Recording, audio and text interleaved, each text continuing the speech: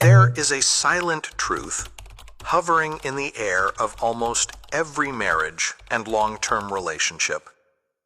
It is a truth that men, especially good men, loyal men, refuse to look in the eye. The truth is that you feel the finish line is always moving. Picture this. You are 20 years old.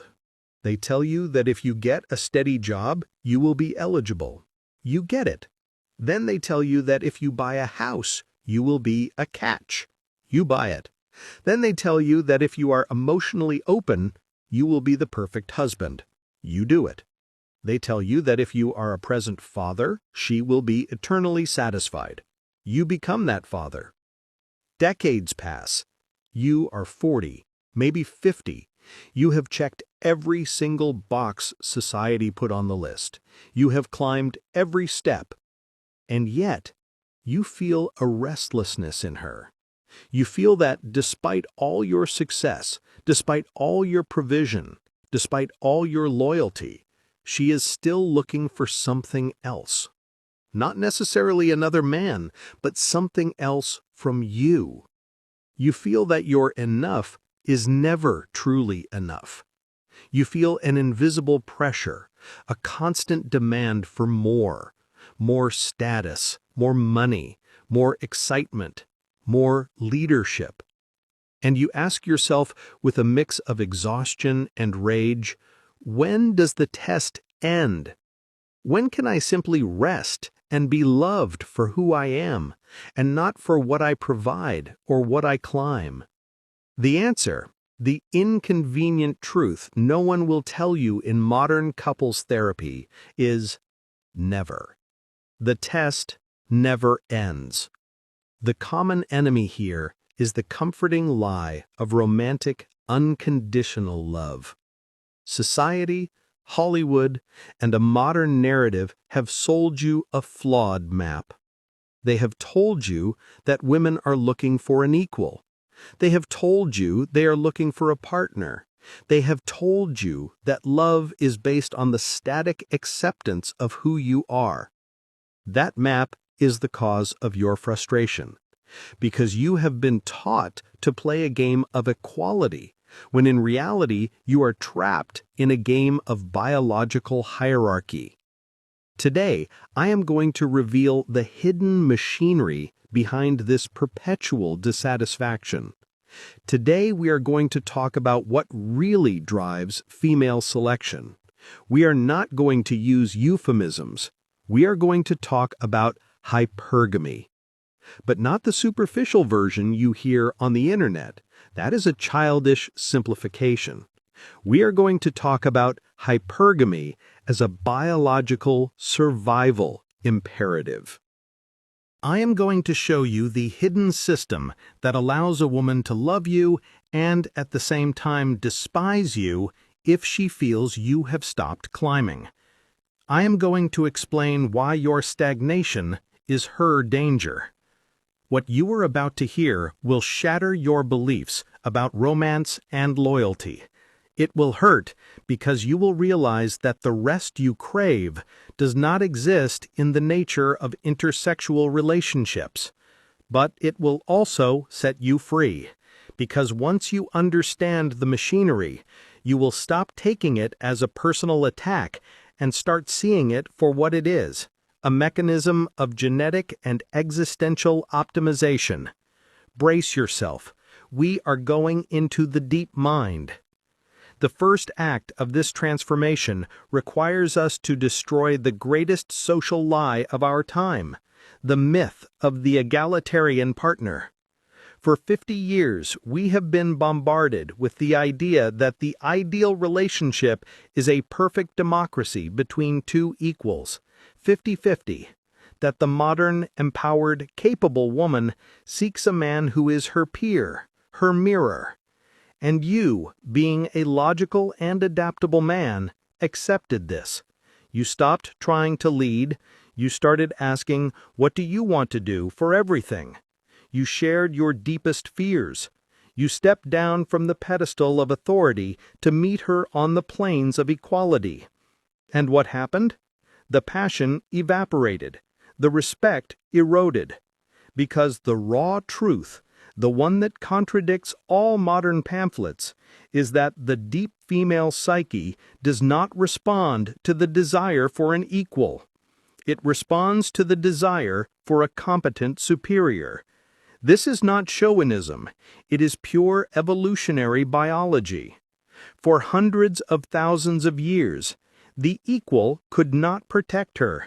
The equal could not guarantee resources in a brutal winter. The equal was a risk. Only the man who demonstrated superior capacity, strength, cunning, resources, status, could offer the security necessary for reproduction and survival. That ancestral software is not uninstalled by 50 years of feminism or political correctness. It is still running in the background, in the subconscious operating system of every woman you have ever met. The social lie tells you she wants you to be vulnerable. The flawed map tells you that you can cry on her shoulder. But when you do, when you collapse and look to her as your rock, you see that flash of panic in her eyes. You see her attraction dry up instantly. Why? Because you have violated the fundamental rule of hypergamy. You have demonstrated that in that moment, you are the weaker one in the equation. And to female biology, a man weaker than her is not a partner. He is a child or a burden. You have been following the modern society map, and you have crashed against the rocks of biological reality. It wasn't your fault. No one gave you the instruction manual for the machine.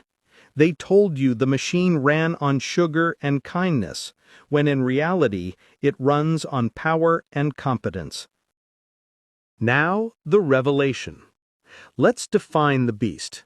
Let's name the gears of this machinery so you can see them operating in real time.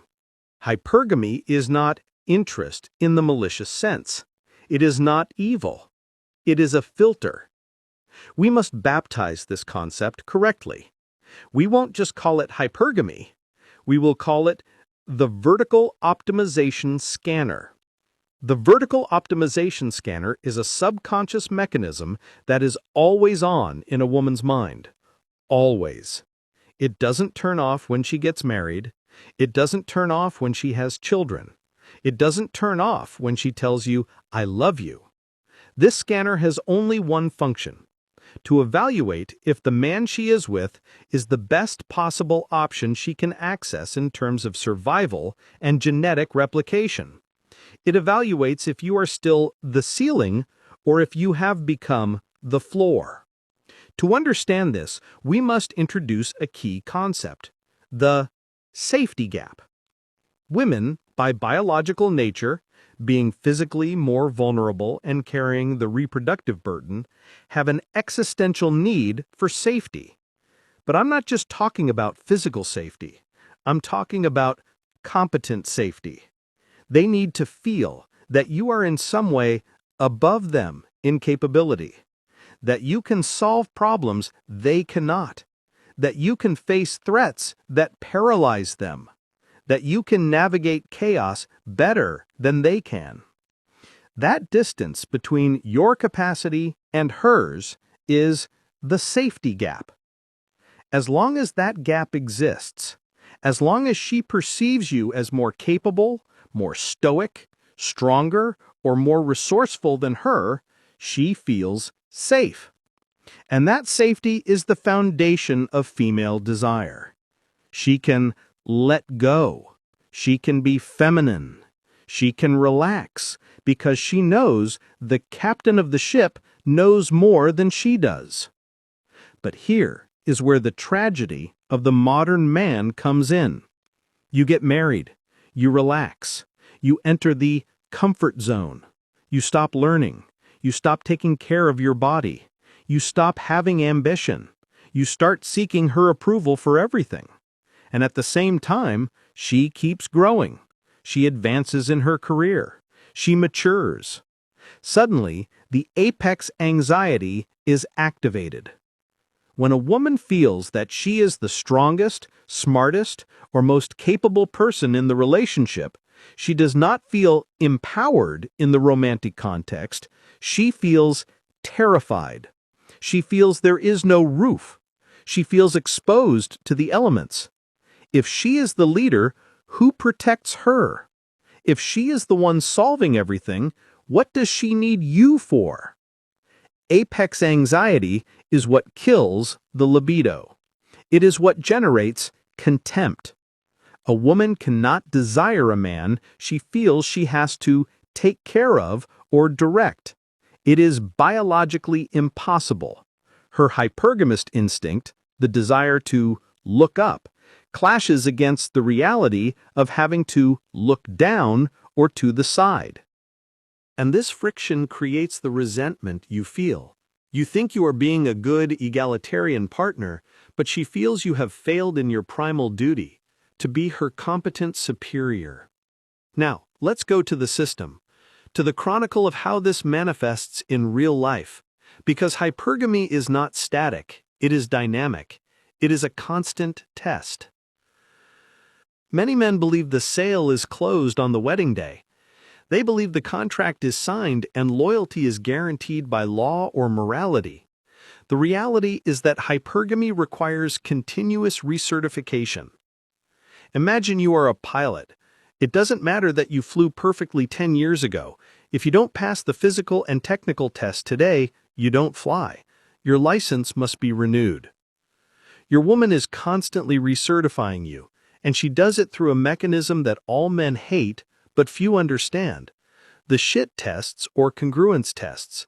But in the context of deep hypergamy, I prefer to call them structural audits. Phase 1, the structural audit. You are having a quiet Sunday, everything seems fine. Suddenly, she throws out a provocative comment. She criticizes something you did, or she changes plans at the last minute irrationally, or she casually mentions how her friend's husband just got promoted. This is not an accident, it is an audit. Her subconscious is asking, is he still solid? Is he still immovable? Or has he gone soft?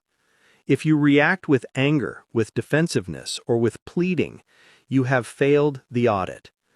You have shown her that her emotional chaos can destabilize you. You have shown her that she controls the frame, and if she controls the frame, she is the leader. And if she is the leader, the safety gap disappears. Hypergamy takes note. The captain is losing control. Phase 2, scanning the horizon. If you fail enough audits, if you stagnate in your career, in your physique, or in your leadership, her vertical optimization scanner begins to look outward. Note, this does not mean she is going to be physically unfaithful immediately. It means she starts to compare. She starts noticing other men, not for their beauty but for their competence. She notices the boss who makes tough decisions without hesitating. She notices the gym trainer who has iron discipline. She notices the neighbor who fixed his own roof. She compares your stasis with the dynamism of others. Hypergamy seeks movement, it seeks ascent, and you are standing still. In this phase, you start hearing phrases like, I feel like we've grown in different directions, or I need time to find myself. Translation, my hypergamy has detected that you are no longer the best possible option for my safety and expansion, and I am rationalizing my desire to exit.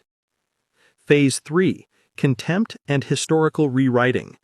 When hypergamy is not satisfied, the resulting feeling is not pity, it is contempt. Nature is brutal. It has no patience for what does not work.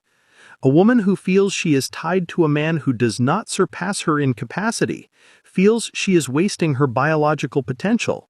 She feels she is anchored to a corpse. And to justify her exit or her cold treatment of you, historical rewriting begins. Suddenly, your past sacrifices don't count. You were never there. You only cared about work. She needs to turn you into the villain or the incompetent one to justify her hypergamy's impulse to seek something better. You tried to use logic, but I gave you everything. She responds with emotion, but I don't feel safe, loved, admired. What she is really saying is, I do not feel you are superior to me right now, and therefore I cannot respect you. This is the system. It is a cold, evolutionary, and efficient machinery. It does not care about your feelings. It cares about survival and optimization. Here we arrive at the power pivot, the moment of truth. Up to now, this sounds depressing. It sounds as if women are biological mercenaries and you are a disposable victim. If you stay with that interpretation, you will become a bitter man, full of hate, a cynic who retreats from the world. But you are not that. You are a strategist. Vindication does not come from complaining about the rain. It comes from building an impenetrable roof. The supreme revelation is this: her hypergamy is not your enemy, it is your fuel. Think about it. If women accepted any man, if they unconditionally loved the loser, the lazy, the weak, civilization would collapse. There would be no incentive for greatness. Hypergamy is nature's whip that forces us men to build, to conquer, to improve, to be strong. The fact that she is never satisfied, the fact that she always wants more, is what keeps you alive. Your pain comes from wanting to rest. It comes from believing that marriage is a finish line where you can sit down and let your gut grow. But the awakened man, the man who possesses the forbidden knowledge, understands that marriage is not a parking lot. It is a mountain with no summit. Vindication arrives when you stop seeing her optimization scanner as a threat and start seeing it as a performance monitor.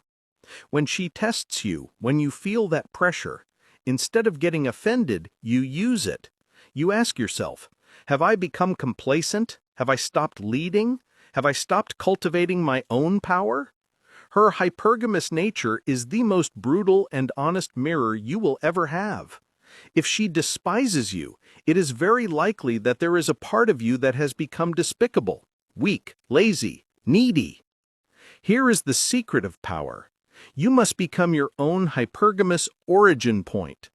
What does this mean? It means you must want more from yourself, even more than she wants from you.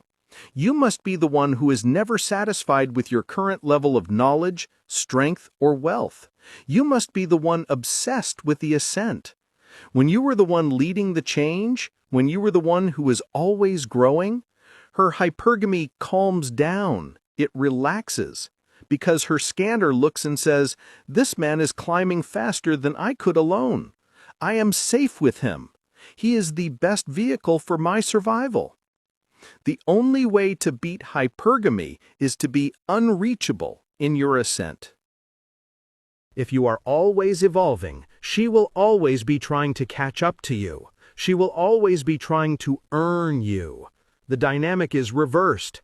Instead of you trying to be enough for her, she strives to be worthy of accompanying you on your journey. The safety gap stays open, not because you push her down, but because you keep climbing up. Her loss was your revolution, we said before. Well, her demanding nature is your gym. Her inability to love a static man is the reason you will become a dynamic man. Do not hate her for her biology. Use it. Now, the moral warning. And this is crucial for experienced men like you. Understanding hypergamy is having the skeleton key to female desire. But it is dangerous knowledge. It can lead you to two abysses. The first abyss is relational nihilism. Thinking, since she will never love me unconditionally, then it's not worth it. She only wants me for my resources. This is false. She wants you for your capacity to generate resources in safety, which is an extension of your character. Do not discard the beauty of female companionship just because it has conditions. Everything in life has conditions. Gravity is a condition. The sun is a condition. Accept it.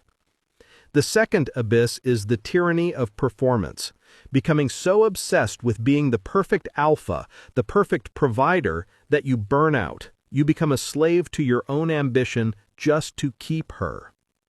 True power, the strategic balance, lies in understanding that you do this for you.